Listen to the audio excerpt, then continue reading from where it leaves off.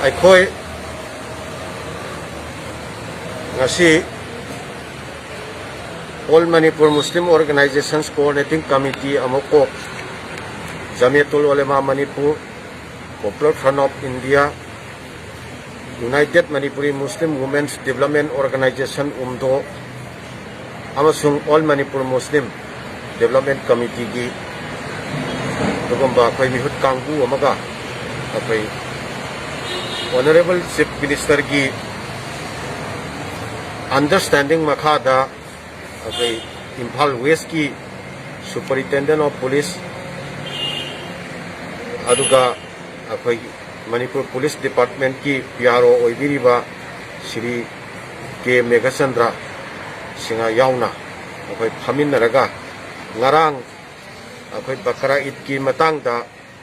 thulakhiba adugumba notification amakhakka mari leinana apai thamjakhiba adugumba wafam aduga mari leinana apai ngasi discussion lama apai tawrure apai phaminarure asigumba discussion asida yamna marik chumna apai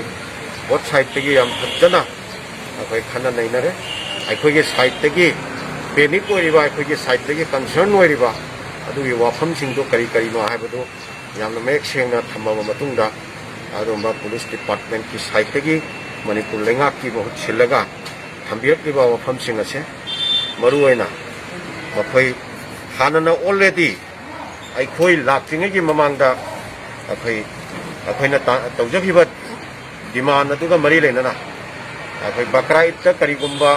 makhalgi adugumba athingba apanba mata thokhalloi haibna Manipur lengak ki maikadi ensure tawgadabani haiba adugi wafamdo mado hanana makhoi already akoi Manipur police ki akoi PRO na sign tawraga DGP ki level da meeting phamama matungda makhoina hana sign tawraga sigi CSC press media gi kuthangda hanana thaduaga lerame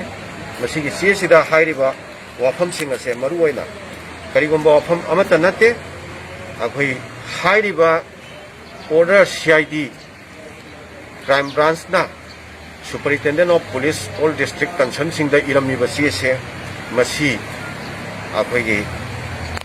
kurbani gi sa len bada sa hat bada karigumba makhalgi adugumba ben tawba san len bada karigumba makhalgi ben tawba adugumbaga mari leinaba hiram amata nate akogi animal gi law gi matungina maruoina Prevention of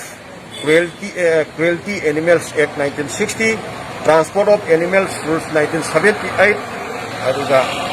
Slaughterhouse Rule 2001, Municipal Laws, Food Safety and the Standard of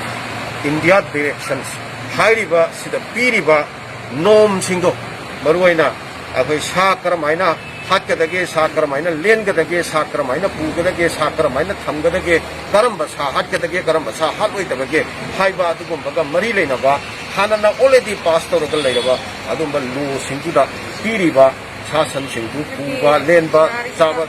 thamba hairiba mayamdo maduga mari leinaba adumba norm singdu ngakna chanhalu haiba adumba wafamni masida bakra itta salenba thingba natragana thingdaba madumbaga mari leinaba concern amata natte haidana police department na Manipur lengak ki mahut sillaga miyam da somba senpokko warol lama hanana already thambirame masigi wafam singsi yamna marik chumna aikhoida pau tamaba matungda madugi wafam singse close by close section by section akoigi legal consultant akoi yaure akoi yauna phajana akoi phamindarga nainaraba matungda masina akoida karigumba makhalgi adumba apanba karigumba makhalgi adumba khudongthiba ama phawba thongingai oiba pot yaudre haiba phonche akoina amna clear oina understand tawraba matungda akoi punna bhab taminaraga makhatana akoi karigumba makhalgi pamdaba nungaitaba bakraita disturbance piba lengak na karigumba ama phawba tawbagi wafam leiraroi haiba clarification ji thambirabanina akoi mafam sidagi akoi keno tawraga thole loinana masiga mari leinana akoina ngarang thamjagiba akoi karigumba Manipur lengakna ingakna official oiba adumba clarification nama pidaba taragadi prajada ensure tawdaba taragadi natragana order เส revoke ตรงตัวตาระก็ดีให้ว่าคุณน่ะตัวนี้ให้นะคุณน่ะให้รำบากตัวมาฆ่าตาว่า education ให้ไปต่อมาดูอีกปวดตัวไปall off ตัวเร่ให้ว่าสิ่งว่าคนเสียไม่ยอมแต่ทำจะดีด้วยนะไปลักตัวรีบ้าอีตัวอาจจะมียามนะยามนะสายสลามัดที่สัตตะยามนะพัฒนาไปเกี่ยชริยัตนะปีบ้าอะดูมันนิยมสิ่งอะดู follow ตัวระกายามนะพัฒนาไปบางทุกวินาทีเลยนะไปคุณมักนะเขาสิที่มาเลมยูริบ้าดูว่า pandemic ที่ situation นะสิเด็กไปคุณมักพูดกันบีบ้ากันบีนะเมื่อกี้นะมักตามาพูดได้ไปว่าตรงวินาทีฮะว่าบางเรื่องสิ่งสุดยามตาไปวันนั้นทำจริงคุณมักพูดข้าก็จริงอะมุสลิมสลามตรงจริงอัสลามุอะลัยกุม